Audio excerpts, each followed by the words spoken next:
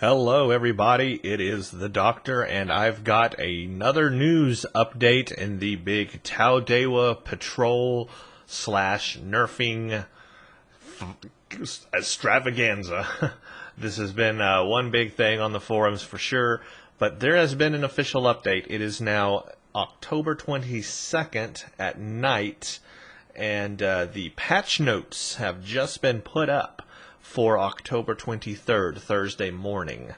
These patches will go live Thursday morning, and this basically, I guess, resolves the issues with the patrols and some other things as well. And there are some points here worth noting. These are important, so pay attention. This is for the patch coming tomorrow. The skill points and expertise rewarded for defeating NPCs below the player's current level have been updated. They now correctly scale, starting at one level below the player. Here is the important part that affects, basically, I think, the reason for why they pulled or turned off the Taldewa sector patrols. This will be after this patch is released. After earning all 60 captain specialization points, dilithium is no longer rewarded when filling the skill points bar. Now, they had put that system in there to allow you to have a reward for exceeding 60 captain specialization points. Now, of course, by the time you get from level 50 to level 60, you only have 10 specialization points. So at that point, you have about 50 more levels to scale through to hit all potential 60 captain specialization points. Now that's a lot, but that's, I think, what people were doing is grinding those levels to get to the maximum of the 60 captain specialization points so that they can get the awarded dilithium afterwards. Now that's the way Cryptic set it up. My contention is they called us cheaters. They said we were the ones exploiting the system when that's the way they had designed it in the first place. So it's not on us. We didn't exploit anything. And they used that word specifically, exploit. We didn't exploit anything. All the players did is use what the developers gave us in-game to get rewards or dilithium or whatever you want to call it.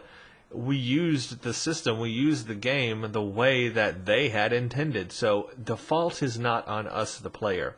The player is always going to choose the least the least road of resistance, basically. If power leveling through patrols gets you to level quicker, some people are going to choose that option because that's the least road of resistance of getting through the levels. So that's just a natural thing. That's not a bad thing. It's just a thing. So don't call us exploiters because people were doing that. But this is the change they have made, is to now disable dilithium as a reward completely. Dilithium is no longer rewarded when filling the skill points bar. So that means once we hit our maximum of 60 captain specialization points, there is no more reward past that. No more leveling. It's ended. It's done. There's no point to go beyond the 60 captain specialization points. So once again, all that Cryptic has done is created an end-game scenario where there is nothing else to do. Nothing else to level in, which is what they wanted to avoid. The whole point of Starship Mastery and Captain Specialization points was that you would keep gaining some skill or keep leveling in some category beyond level 60 to make you feel like you were still gaining traction in the game, that you were still leveling up. And once you hit 60, then that would start turning into, or once you hit 60 captain specialization points, then you would start getting dilithium, and you would still feel like you're making progress in the game. That is a reward for having all of the specialization points. That's the way I saw it. It was like, here's your reward. You've grinded. That's not really a word. You grounded. you did that much grinding to get up to 60 captain specialization points. You deserve a reward for that. You deserve something special, and that was dilithium. But now they've taken that away. Boom, bam. No more dilithium for us. Once we hit past 60 captain specialization points. No reward. Are they going to replace it with something? Well, at least in these patch notes, no. So once you hit your 60 captain specialization points, no more leveling. You don't feel like you're leveling or making progress anymore. They've officially killed what the goal that they set out was when making these captain specialization points and then dilithium as a reward afterwards. They've essentially killed their own goals. So my brain, I'm going like, what are they? No one has thought this through. You know, no one is really like thinking about this. Duh, people, are going to want that dilithium. You put it in there. Of course they're going to want to go after it.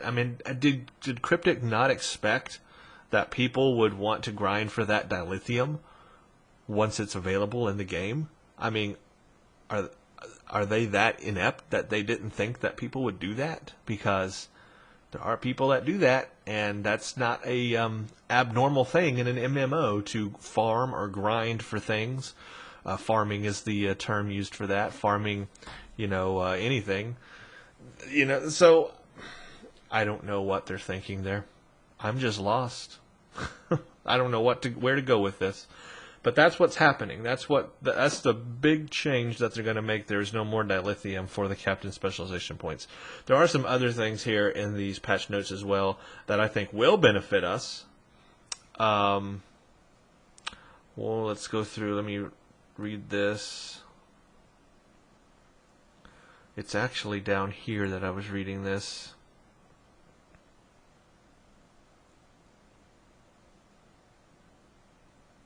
Here we go.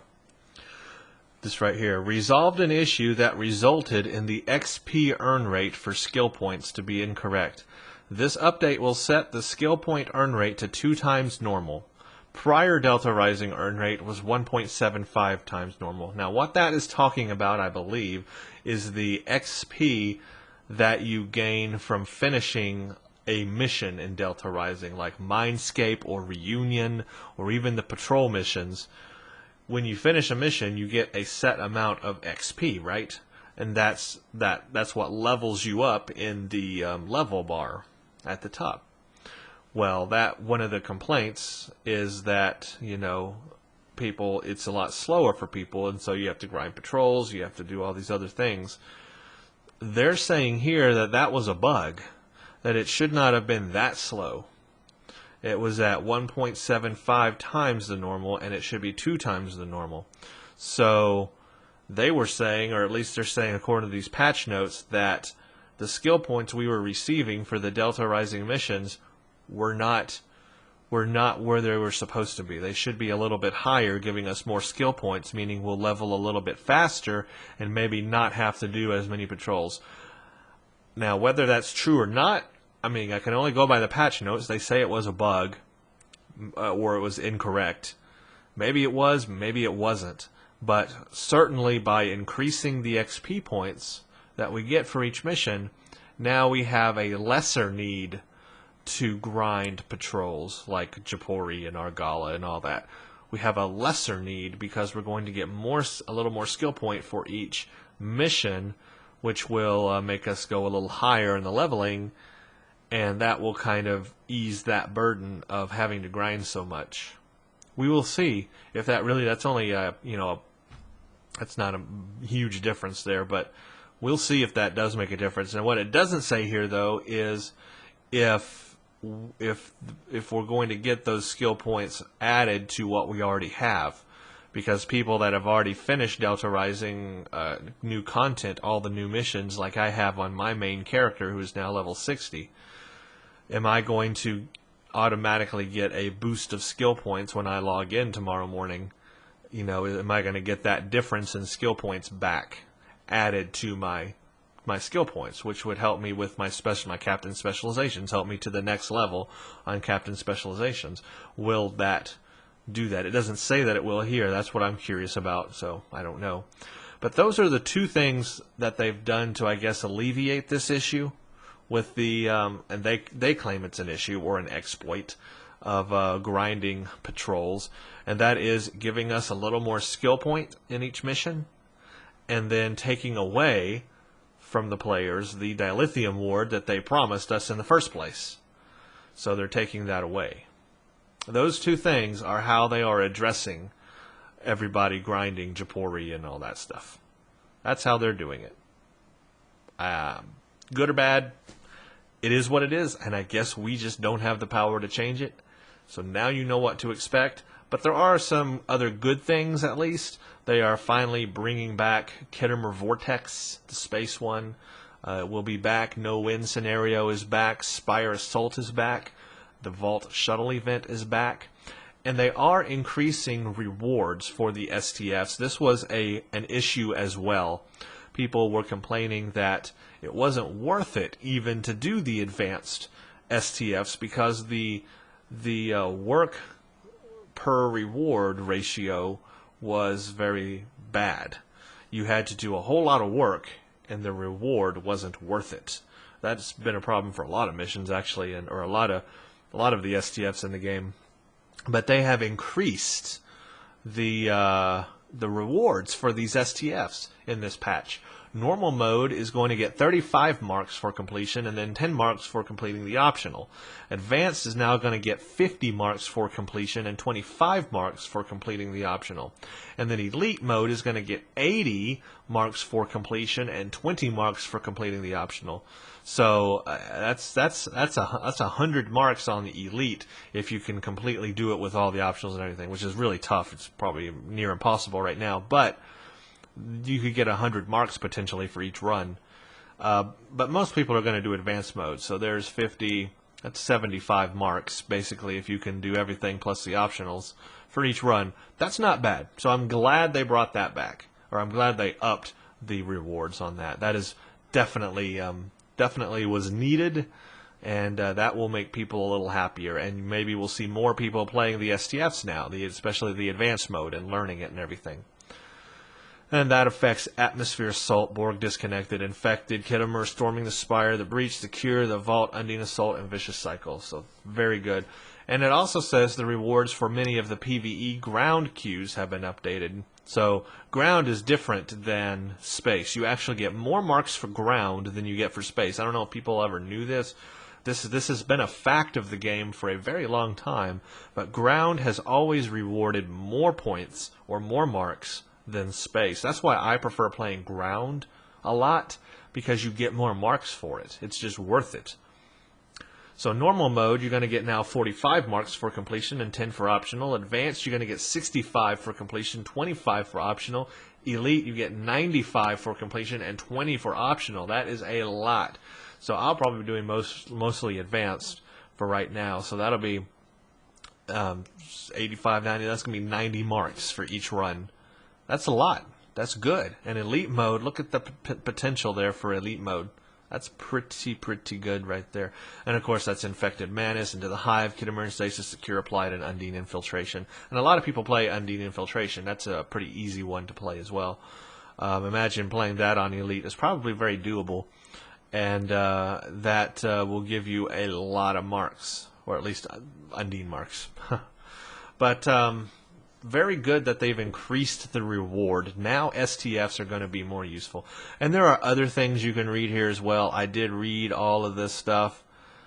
Kittimer Vortex now correctly awards players 10 marks for failing. Vault Shuttle. So they fixed all those ones that weren't in the game before. Now they're back, basically. But it tells you what they've fixed in them. It doesn't say here that they have fixed Infected Ground. Infected Ground has a bug where at the very end you cannot disable the shields around the generator thingies. You can't disable the shields. It's a bug. It's been since Delta Rising has launched. Nothing in these patch notes says that it's fixed. So that makes me wonder that it might not be fixed. They might not even know about it, but I hope they do. but it doesn't say it's been fixed, so it may still be broken. We'll have to try it. And let's see. Oh, they've also reduced the skill point requirement for each Starship Mastery level. So that means getting through your Starship Mastery levels from 1 to 2 to 3 to 4 to even 5 if you've got a Tier 6 ship has been reduced by 33%. That means you're going to level faster in your Starship Mastery is all that means. And it looks like you are going to get those points back, or it will match when you log in. But I never really saw that as a problem. I thought the Starship Mastery was leveling pretty fast anyway.